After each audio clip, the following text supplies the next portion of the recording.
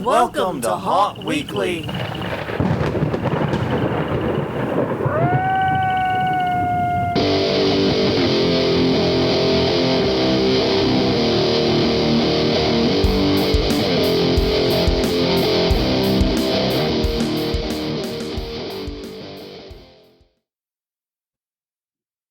Hello, everyone. I'm Jonathan. I'm Crystal. And this is Haunt Weekly, a weekly podcast for the haunted attraction and haunted entertainment community. Whether you're an actor, owner, or just plain aficionado, we aim to be a podcast for you. And those of you who are good at math will know that this is an episode divisible by 4. So that means it's time to do the news. And I'm going to be blunt with you guys.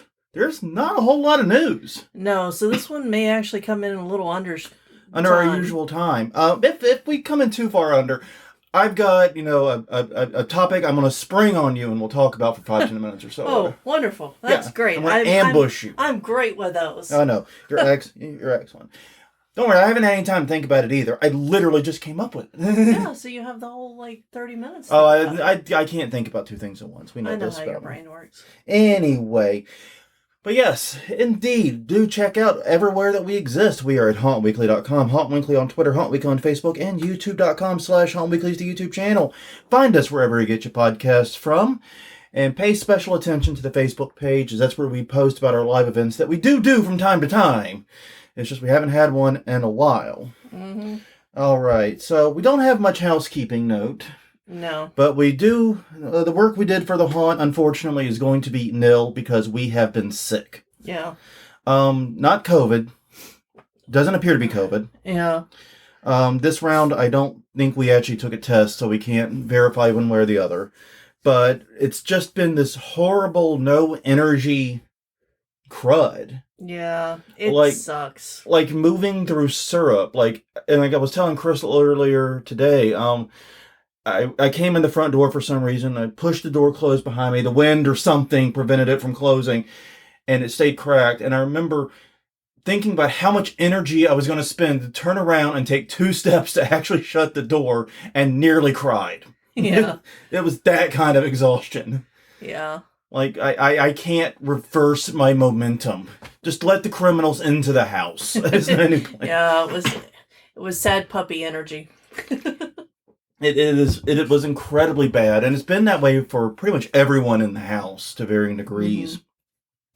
Mm-hmm. Ellie has been spared the worst of it, it seems. Yeah. But she has a hyper-vigilant immune system that tries to kill her in other ways, so I think I'll take the trade-off. Yeah. And, it figures because I actually took some time off, and of course I'm, not... well, for most of it. Yeah. I mean, that's kind of what really sucks about all this is we took time off. We had planned on going on a trip, which the trip fell through at the last minute. Yeah. It's one of the reasons why we didn't really advertise or promote it or anything. In fact, we mentioned it last week, I think briefly, but it was always kind of up in the air, somewhat dependent upon some factors. Mm-hmm. And those factors did not come together. Yeah. No one's fault. No one's to blame. It's just, the honest reason it is because Mardi Gras and the Super Bowl fell on the same weekend. Yeah. And so the plans that we had fell apart. Exactly. And then that's really what it comes down to. I mean, and it's kind of funny because everywhere else in the world has been all about the Super Bowl, not New Orleans. Well, everywhere else in this country, at least everyone in the United States has been Super Bowl, and we've been like... You're supposed to say Superb Owl. Superb Owl, and we're all like, Mardi Gras? Yeah. I mean, it is a very early Mardi Gras, which is... It is, and it's weird when it happens early, because normally we get a lot of locals at it, and it's usually a smaller one, but this time they've actually had to shut down large portions of the city, like the French Quarter, to traffic, early, due to how many people had just flooded the streets unexpectedly. Yeah, for random walking parades that really aren't part of the Mardi Gras calendar. Well, it was also tourists, people just piling into the streets. Yeah, it was crazy. I mean, back when we were younger people and would routinely Mardi Gras, the general rule was the later the Mardi Gras, the more tourists you got. Yeah. Because if you get it into late February or March, it starts lining up with kids' spring breaks. Yes. And, I mean, here you don't have to worry about that. Every college locally gets Mardi Gras week off. Yeah. It's just a thing that happens, trust me. But elsewhere, it's not a thing. But when it does line up with spring breaks at other schools, you get a lot of people coming in. And that's always wild and crazy. This felt like one of those, but it's before Valentine's Day. Yeah. So it's really weird. Yeah, it's just really, really weird. And I don't know what to make of it. Mm-mm. But anyways, we didn't go on the trip. And then we were sick pretty much the whole time we've been home. Yeah. Really struggling to do anything. Yeah, today's the first day I feel halfway decent, so... Yeah, and I think I'm in the same boat. I woke up this morning, even though, drinking the night before I should not have felt good, I felt actually really good when I woke up. Still a little tired, but nowhere near what we've been going through. Mm-hmm. But anyways, that's enough for that. Every week we do ask a question of the week. And last week we asked, in what way has haunting empowered you? And we got a lot of great answers on this one. Mm-hmm. Roberta McClellan said, talking about the use of power tools. Basically, she learned how to use power tools because of haunting. And that is something that was a repeated theme through all of this, by the way, was that people never would have really become good with tools if they hadn't had haunting to fall back. And I understand that. Yeah. Because that's true for me to a degree. Mm-hmm. But it's great because haunting is kind of a low-risk way to learn how to use power tools. Yeah. You're not working on your actual house. You're not building anything hopefully super expensive. Or, like gifts or something that somebody's supposed to use and treasure. And exactly. Stuff. And if you damage it, it's called ambiance. Yeah. If you fuck it up a little, it's fine. Yeah, exactly. Fine. You're just stressing it earlier. But she goes into saying that I've always been a little dramatic, so now when I burst out into song or add crazy lines or accents, it's just somehow more fitting. Yeah. And that's finding haunting is a place for that type of person to fit in 100%. Yeah. Okay, Christian Risto said, I've become more confident in myself and my talents. I have found my voice to speak up instead of staying in the background. Excellent. That is a very good thing. Marilyn, Jesus Christ, Jonathan, there's an L in that. Mm-hmm. Marilyn Gilliam, haunting has given me a place to fit in. I was never the popular girl in school or the favorite child growing up. So having a place to feel safe and loved means the world to me. Haunters are my family and friends. The haunt family. Yeah, I probably should have moved that to the bottom. That's a great one. Yeah, I mean, the haunt family thing, like we've talked about before, if it's done well and organically, it's wonderful. If it's forced and toxic, it's horrible. Yeah. But no, most haunt families are like that in my experience. Yeah. Sam Farrell said, how to find creative solutions in an incredibly fast timeline. Yeah. Agree 100%. You gotta be able to think on your feet. Improvise. We're gonna improvise. Yeah, to make some shit up. Yes, let's make some shit even up. Outside of the haunt, there are often more than just a plan A and B solutions in many life decisions. Because of this, find that I trust myself to be decisive. Yeah. Joe Singletary said, in my pre-haunting life, I didn't have the confidence to use power tools or attempt even basic household repairs. Thanks to haunting projects, I have mastered saws, drills, and such implements of destruction. Maybe don't call them implements of destruction. Oh, they sometimes are. They sometimes definitely are, but maybe not focus on that. This week I built my first scissors prop, and the next week I'll be replacing a broken step on our deck. Those seem to be related. Yeah, I have questions. But anyways, and finally. That's funny. And Amanda Hughes said, it has allowed me to unleash all of my rage and stress at strangers, so I'm much nicer to people I have to deal with in my real, quote-unquote, big girl life. Also, nowhere near as self-conscious as I used to be. That's good, and that's having that outlet again. Yeah. Oh, and as far as the building a step for your deck and all that, I was just thinking, aren't we going to be installing a handrail soon? Yeah. Maybe? Possibly? Thinking about it?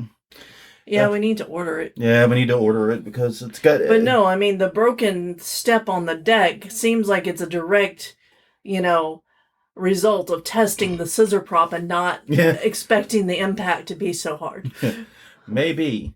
All right, well, what's been on our brain this week, so the question we're coming to you, is what's your self-soothing ritual when you're sick? When you got that haunt crud and you still need to keep moving, what are you doing? Let us know.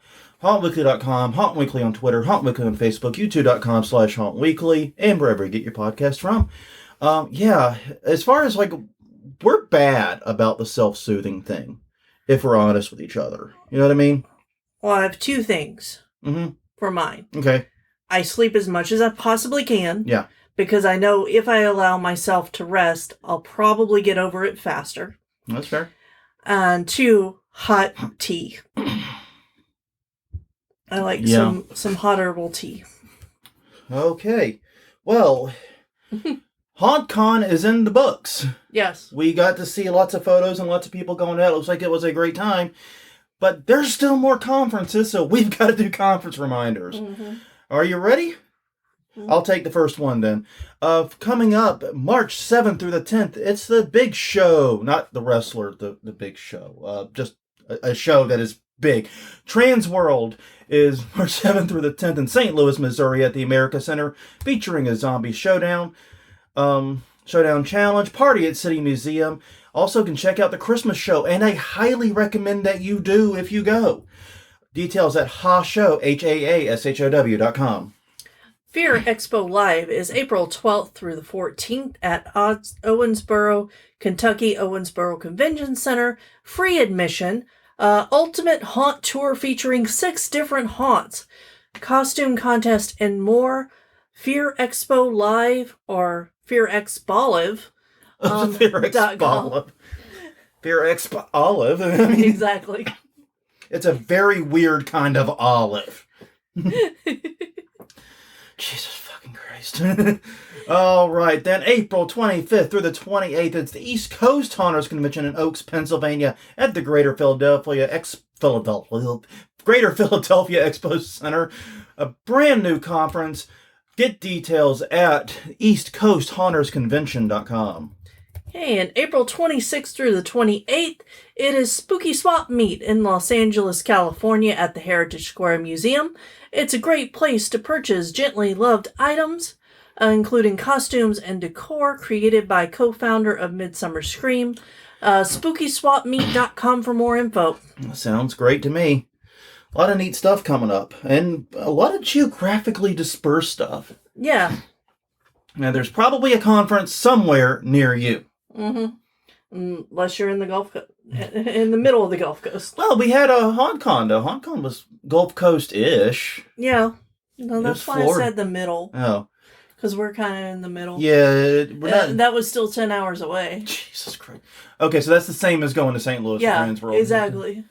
I did not actually look at how close it was. I did because Oh, yeah, when our plans fell apart. Yeah, when the plans fell apart, before we knew we were sick, we thought about going. But then that didn't happen. And it was a brief conversation about, hey, we could go to HauntCon, make last-minute arrangements, just take the money we were going to spend to go there and redirect. Go over there. Yeah. But it ended up working out well, considering we got sick, though. I mean, honestly. Yeah. I'd rather stay home and sleep here than at a hotel. Because like you said, your soothing ritual is to sleep as much as possible. Yeah. I am either sleeping or playing video games. Yeah. Exactly. Because and specifically the brain deadest video games I can play. No, nothing too complicated, nothing too thinky. Don't try to get into like Baldur's Gate 3 or anything like that. You know, something that allows you to shut the Dum-Dum part down and just go. You know, that's what I want. Yeah.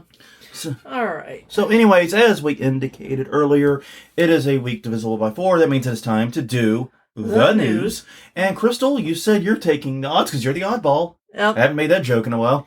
No. Why don't you go for it? All right. So this is from Reuters. It's an article by Albert Gia and Horaci Garcia. It is about the world's smallest escape room, which is inside of a coffin. This is separate from the coffin ride. This is not a coffin ride. It is an escape room inside of a coffin. There's a big difference there.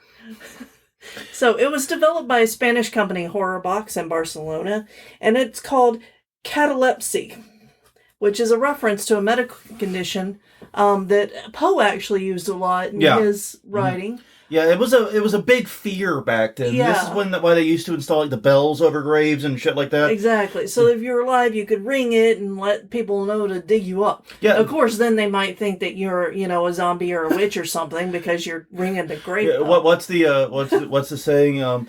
Everybody at my funeral, everyone cried for me to come back, and when I did, they ran away. Exactly. Yeah. Ran away screaming. Yeah, but the way the game works is that there are 2 caskets side by side, and the participants have 30 minutes to free themselves using teamwork with their partner over loudspeakers. That's how you communicate. So it looks like a lot of fun, and I'm glad to see an escape room specifically for 2 people. Yeah. And there was some custom tailoring that you could ask for each type of game. So that was pretty cool. I was thinking about this because when you were the one who found this article. Mm-hmm. And like I did the coffin ride once. Yeah. I've never felt the need to do it again. Yeah. It was all right. But one piece of advice is make sure you are not feeling very gassy before you go into this. Because you can imagine farting lots of times when they're in that coffin trying to talk to your partner on the loudspeakers. Don't eat beans. Have a lunch before the escape room. Before you lock yourself into. Yeah. But no, I'm gonna be curious to see how people like respond to this because claustrophobia is one of those fears that you either have or you don't have. It seems. I'm lucky I don't seem to have it.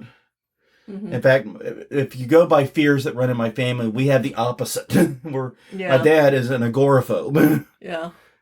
Pretty severely. He hates open spaces. Which is like weird to me. It's like, what, there's too many options of where to run? Worried about indecisiveness?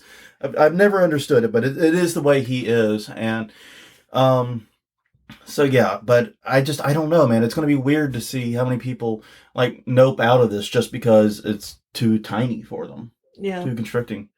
So I don't know. It's a neat idea though, and I did like the fact it could be customized. And I do also, like you said, a 2-person escape room is such a good idea. Yeah, because we have tried escape rooms with 2 people that they said, "Oh yeah, sure, you can do it. You can do it. 2 people can do it. Doable, no problem." So we get like to the last puzzle, and then we run out of time. And they're like, "You got way farther than any 2 people have ever gotten." And it's like, well, then it's not fucking possible. You have no evidence it's doable by 2 people. Because just because it may be mechanically doable by 2 people doesn't mean that the amount of stuff can be done by 2 people. Right. Because we were tearing through that sumbitch. Yeah, we got stuck on one puzzle. We got stuck once, but we got a hint and got out of it fairly quickly. Yeah. And then we had one where physically I couldn't get it to work. Like, I understood what to do. Yeah, exactly. But I was getting it to actually... It was moving a chess piece along a board. And because when I play chess, I pick up the pieces and move them. But this was a magnet that you had to slide. And it took me way too long to realize, this isn't about getting the pieces in the right place. It's the physical act of sliding the piece. Yeah. And I don't remember if they had any clue about, he slid his pieces across the board or whatever. No. But anyway, that was that room pissed me off so bad. Because like you said, you guys did so great. You got further than ER2 ever tried. Yeah. You fucking assholes. Yeah. You could have at least warned us that no one's actually done it with 2. Yeah. Let us make an educated guess if we want to try it. Anyway. But no, that is really, really cool to have one designated for 2 people. Though, like, being in a 3-party relationship, I guess that kind of sucks for us. Yeah, but so when we were doing that one, we were on a haunt trip. Yeah, and Ellie wasn't with us. She was working. And we had time between dinner and haunt's opening. So that's when we snuck that in. We literally, in that trip, walked past the escape room on the way to dinner, where we were getting dinner. It was in Atlanta. We were going to Dave & Buster's. Yeah, we were doing something. But we were literally walking past the escape room. Yeah. And when we got done with dinner, you want to see if they have an opening in the escape room? Exactly. That was literally the conversation. Like, that's kind of how we travel. Yeah, if you ever travel with us, the basic approach we have is we see something and we just yeet ourselves at it as hard as we can. What's the biggest landmark? Let's head towards it and see what's along the way. Yeah. That's literally how we did Budapest. I know. Anyways, moving on. A Petrified Forest is bringing a new scare to Megacon Orlando. And Megacon's not one that's on our conference reminders, but maybe it should be. Well, maybe it should be now. Yeah. Because previously it was just like a toy conference or a Meet the Actors conference kind of thing. Yeah, a generic Comic-Con style pop culture convention. Exactly. And we don't include those usually. No, not usually. Not unless they have something that definitely is interesting to haunters. Yeah. But this might be that thing. Exactly. But this is an article by Ashley Carter at News 13, and I apologize. The previous article was by Reuters. I did say that. You did? Mm-hmm. Okay. Maybe I just... anyways. But anyway, but Petrified Forest in Florida is doing a show specifically for Megacon to try and appeal to the specific fandoms that they are anticipating will be there. Yeah. You will walk through a large castle that houses a purgatory with several levels featuring pop icons, and basically a huge amount of people to bring the Petrified Forest walk through. Will also be on the show floor. Yeah. Sort of helping promote it, too. Now, they are stressing that this is a family event. We want you to bring the kids. It's going to be laser tag. Is laser tag still a thing? Apparently. Advertising food trucks, and you can even go pet kitties and doggies.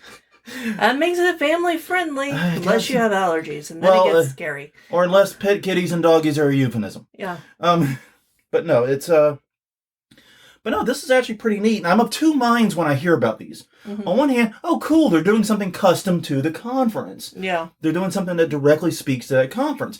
But the haunter in me is like, no, this is my only opportunity to see your show.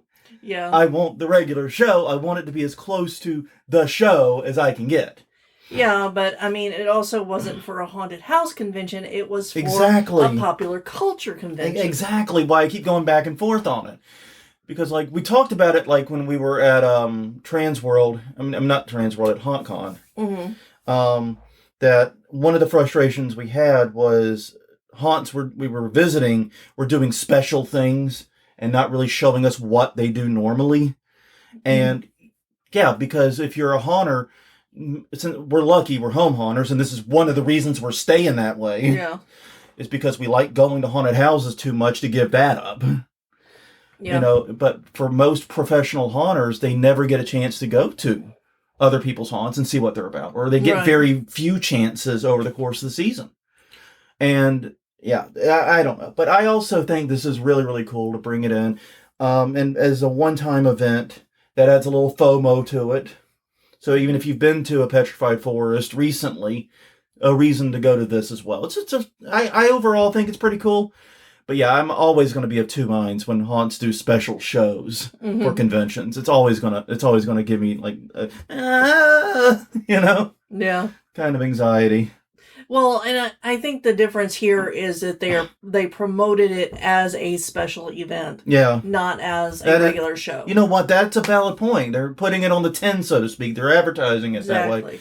And I do love the idea of all the people being on the trade show floor and bouncing around, taking photos, I'm sure, and that's really, really cool. So, but the main point, I think, from this article is it got me thinking about how haunts maybe should team up with these types of conferences. Yeah. I mean, why did none of the local haunts do anything with New Orleans Comic Con? Oh, that's a giant one. Yeah, I know, but... Yeah. But I am absolutely sure that they would have worked with New Orleans Nightmare or Mortuary to do like shuttle buses and something, have a special like discounted event, rates or something. Yeah, that could work. And that is a great way to, because you're going to get tourists who've never seen your show. Yeah, because people do for New Orleans Comic Con. People come from a long, long ways away. Oh yeah. But yeah, you can. I don't see why they don't do that. I don't see why this isn't more common, and especially in areas like we went to that comic convention on the North Shore that one time. Yeah, that would be a great one to pair with a haunt in that area, if there is one. Yeah, I don't think there is one, but they could pair with the Abita Mystery House. Yeah. Do some kind of special show there. Yeah, they could do something there. I think this is a great idea for marketing and promotion, and for, once again, as long as you're promoting it as something special. Mm-hmm. Yeah, I think you hit the nail on the head there. Okay, moving on.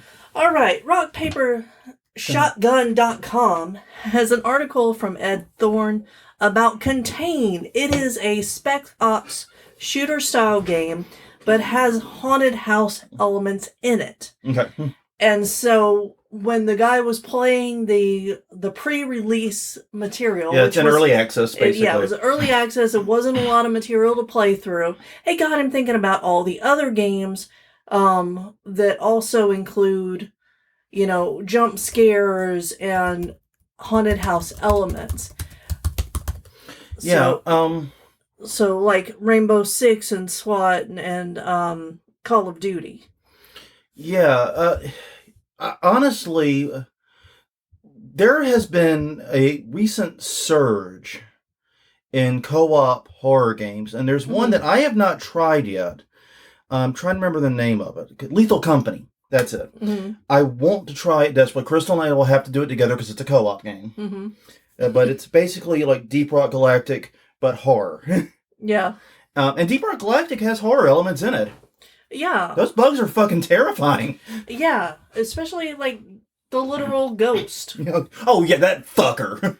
I hate that guy. Some bitch. There's a reason we don't do haunted caves. It's funny. We play Deep Rock Galactic, and the mission type we avoid are haunted caves. Yeah. You think we would be like... When we first thought it, we're like, yeah, haunted cave, gonna see the ghost, gonna see the ghost. Yeah, gonna see the ghost, gonna see it, like, decorated as a haunted house type thing. None of that. No, it's just a cheap son bitch that can't die again, apparently. Yeah. That wrecks your shit if he gets too close. Yeah, it's one of the detonators that we killed previously. Yeah.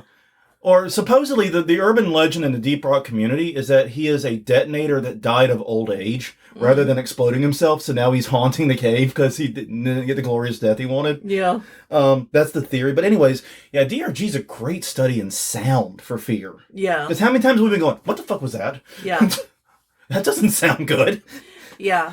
But no, I do want to try Lethal Company with you. But there's been a Dead by Daylight, other haunted... horror-themed co-op games are on the rise that aren't just straightforward shooters. Yeah. So, yeah, I think this is good for haunted houses because those types of games can really help whet the appetite for a more real-world experience. Exactly.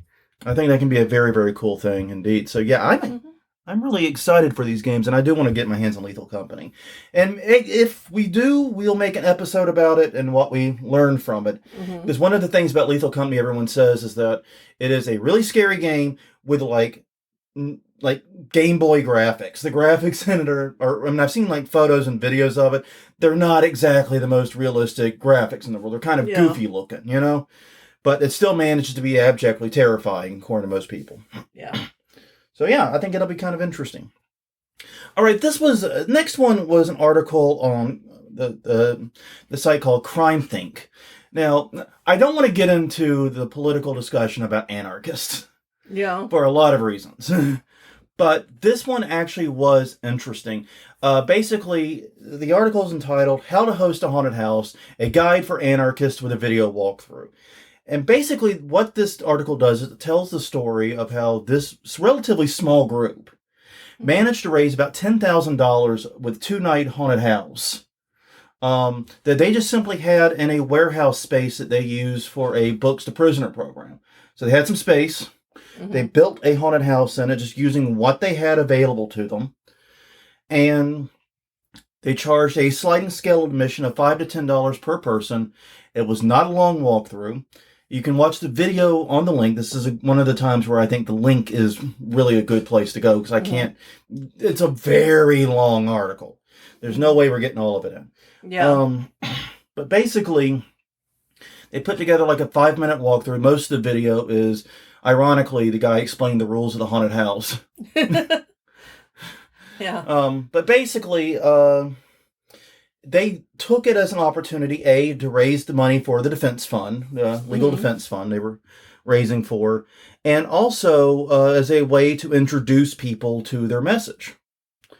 And they did bake it into the haunted house itself in ways that are not like completely overt, but still very, very recognizable. So there's 2 things about this article that got me interested as I went through it the first time. The first was that it was interesting to see how they built a haunt without a real hierarchy. Mm-hmm. Because they talked about even like the building that they used as a quote-unquote federated building where a whole bunch of other groups have access to it. Right. And they had to work around what the other groups had already reserved. Mm-hmm. So they didn't have the full use. That's interesting. That's interesting enough. But they also didn't, I mean, they're anarchists. Hierarchy ain't exactly their bag. Yeah. So they worked together and built this without the traditional structure of, top guy, top people telling other people what to do. Yeah. So that was fairly interesting. But also it was interesting how they used it to get their message across. Because the only time I've ever really seen that to tell get any message across has been hell houses. Mm-hmm. And hell houses are known for being hilariously... Yeah, they're hilariously bad at getting their message out there. Hilariously bad. And at least looking at the video, once again, I'm not in the moment, so I can't really judge it from a video. Mm-hmm. It seems like they were at least a little more subtle about it, and it didn't ring quite as, just... Yeah. Well, and I also think that it's interesting, the sliding scale admission. That's something that I've thought about for years is, if we had a community-driven haunt, then we could do things like that, give some of the community input into the haunt and have it scale down based on, age or something. Yeah. That'd probably be the most fair. Or be like that museum we went to in Newcastle. Which where you have a suggested donation, and then you can give more. If you want, or or just walk in and pay nothing. I think we gave exactly the suggested donation. Yeah. Just don't put €5 on the 10 if you don't want €5. So £5. Sorry, it's £5. It was Newcastle, England. Don't put £5 if you don't want £5. If you're not going to be happy with it, right? Mm-hmm. The sliding scale admission for a charity haunt, I think, is an interesting idea and a way to make it more accessible to people in the community who might not otherwise have that experience. Yeah. Now, one thing I will caution on is these are anarchists. Yeah. I'm going to guess they did not secure fire code or other permitting. Yeah. Like, there's some good ideas in it, in the article. Mm-hmm. I don't agree that the best way to get some foundation material is to go to the library and just check out a lot of books on how to build a haunted house. Like, I think that was kind of silly. Yeah, YouTube exists, but then again, they were telling a story from years ago, so we don't know how recent. I mean, it looks like it was relatively recent from the video, but they were mentioning this from years ago. But no, YouTube exists. I think YouTube is honestly the best resource for learning how to do things, learning how to build haunt stuff. Yeah. Honestly, I mean, I'm pretty sure if I YouTube searched how to build a panel right now, I'd have like 5 or 6 guides.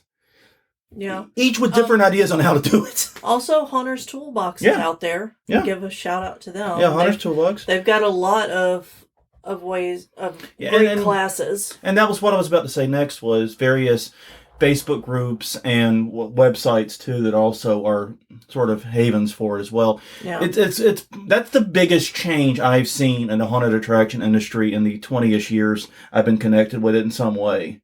Is we went from being an industry where everyone is so fucking secretive all the time for no discernible reason to one where all information is shared. A lot of it, or at least nearly all of it feels like. And that is such a good change. Such a good change. All right. And our last story for this week. This is on change.org. It is about a petition that started by Tyler Schultz to reopen a beloved haunted attraction in Washington Court, Ohio. And the attraction's name was House of Pain. And the reason we're including this, because they originally announced that they didn't receive their permits to open in 2018. So their last season was 2017. But they're at 193 of the 200 signatures needed. Or requested, yeah. I don't know what needed. It's to get to the next level. And I don't know what the next level is, but that's where they're at. So it's obvious that, like, people remember this haunt, and it's worth reading the petition because it is a love letter to the haunted house industry and their community, and you could tell that they really miss this. Yeah, and the circumstances of their closure were so frustrating. Yeah. Yeah, because basically what they said, and admittedly, we're getting one side of the story, but this is a familiar story to us living in New Orleans. Yeah. So I'm not really casting doubt on it either. Is that they had been there for 20-ish years. Yeah. Haunting away. Exactly.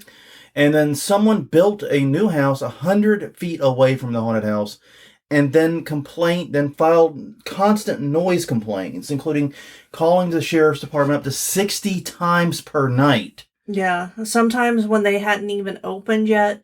And the sheriff's department agreed with them that the noise they were making wasn't loud enough to enforce. Yeah.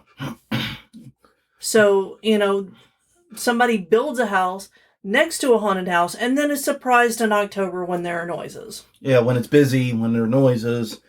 Yeah. And this is NIMBYism at its fucking worst. Mm-hmm. It flatly is. And once again, the post is a love letter. Talked about how they helped get the town attention, get it recognition that it would not have otherwise had. Yeah. Very true. There have definitely been towns we have visited at various points in our travels that we never would have gone to without the haunted house. Mount Carroll, Illinois comes to mind. Absolutely. Yeah, but they also did work for their community. Yeah. They did charity work at disabled schools and helped kids, and these are their words. Mm-hmm. Help keep the kids in the community off the streets by giving them something to do on the weekends. And, yeah. It seems like they were really loved by the community, and whenever they posted this, there were a lot of reactions from the community of people being very upset for them. Yeah, and it's incredibly frustrating. And like we said, living in New Orleans, we have been exposed to this exact kind of NIMBYism before. Yeah. There is a club that we've been to a few times called Bufos. Yes. They are famous for both having amazing hamburgers. They do have really good fucking hamburgers. Amazing hamburgers. Yeah. Jesus goddamn Christ, they're so good. Amazing hamburgers. I forgot what I was saying. Mm-hmm. Yeah, you got distracted by food. Hamburger. Okay. It is getting close to dinner time. Yes, it is. But no, they're famous for hamburgers and also having late night concerts. Yeah. Like shows that start at 10 or 11 sometimes. Mm-hmm. And go on until sometimes 2 a.m. They've always done this. This place has been there for decades and decades and decades. Yeah. Well, someone, not going to name who, moved into a house, I believe that was across the street. Yeah, it was somewhere close by. It wasn't like directly next door. I remember that. Oh, that's cool. They have a webcam for the back room of Bufos where they have the concerts. Yeah. That's cool. I was just pulling them to see when they actually, they're started. Yeah, I know that anyway. they've historically done later shows, though. Yeah. And started complaining about the noise. 1939. Fuck me tender! They opened in 1939. Fuck me sideways. Fuck me tender. Fuck me true. Fuck me black and blue. Anyway, so yeah, they've been there for a minute. They've been there for a while. And they started filing noise complaints, and then next thing you know, the whole fucking city is becoming experts on decibel meters. Yeah. There was a very weird phase where we were talking about, are you measuring your decibels with the A pattern or the B, ba, ba, da, ba, da, ba, da?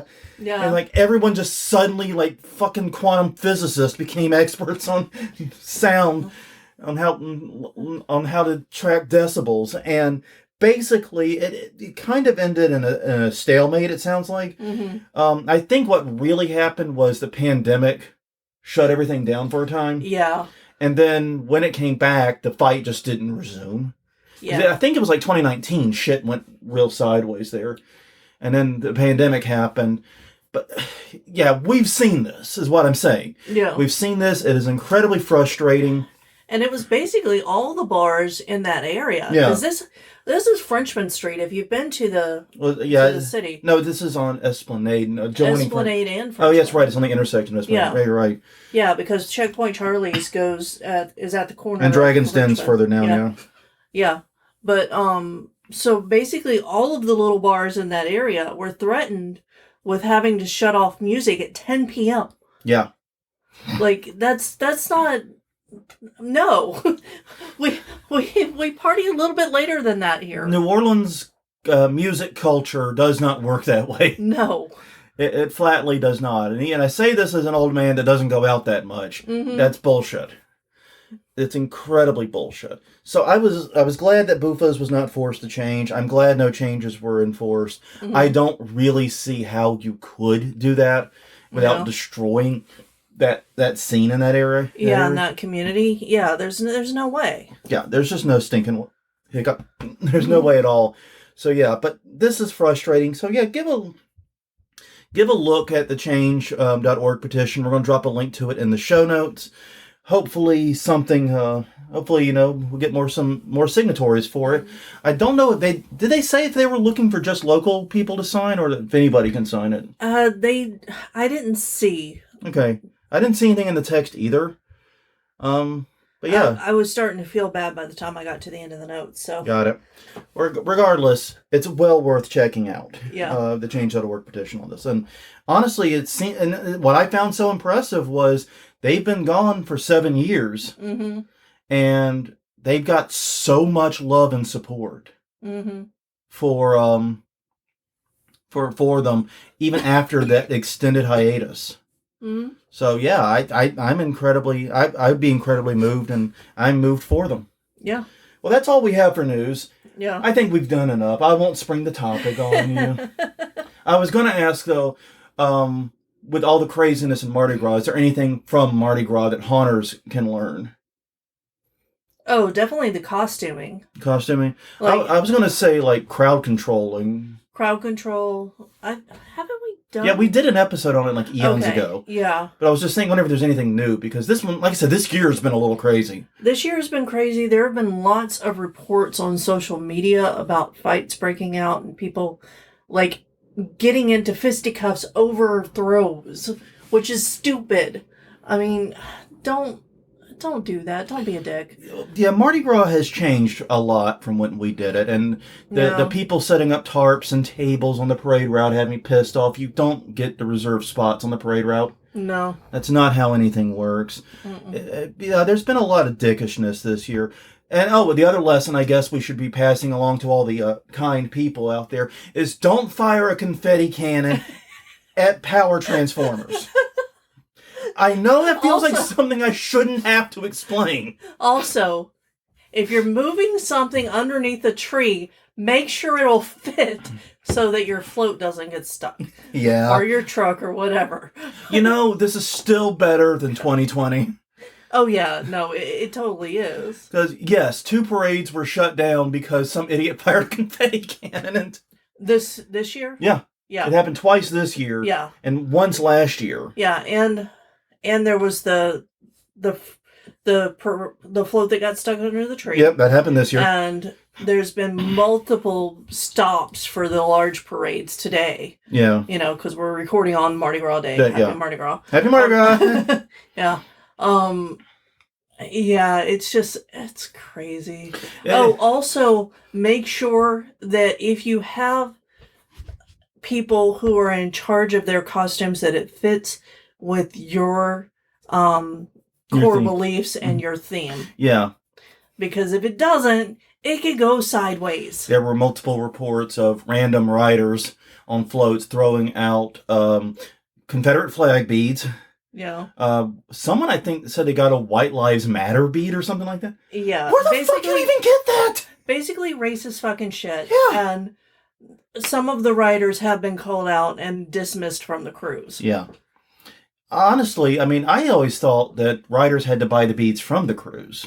No, they buy them themselves. They just have to meet a quota. A quota of like $600. It's a high quota of Yeah, beads. I think you have to buy like the initial pack that's the crew, but then you can buy like special ones to throw that you just want to throw.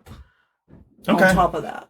Okay, it's not a package deal where you just buy them all the same. Here's $1,000. Give me a pallet full of beads to throw. Yeah. Not that. Yeah, I mean it is that, and it's people are gonna bring their own. Basically, don't let people bring their own shit. Anyways, on that note, everyone, on that bombshell, thank you very much for listening to us the past 45 minutes or so. Greatly appreciate your time and attention. Check out other stuff from Haunt Weekly at hauntweekly.com, Haunt Weekly on Twitter, Haunt Weekly on Facebook, and youtube.com/hauntweekly. Also check us out wherever you get your podcasts from. Until next time, I'm Jonathan. I'm Crystal. And we will see you all next week, hopefully A, feeling better. Yes. And B, on time. And C, well, just those two. See y'all then.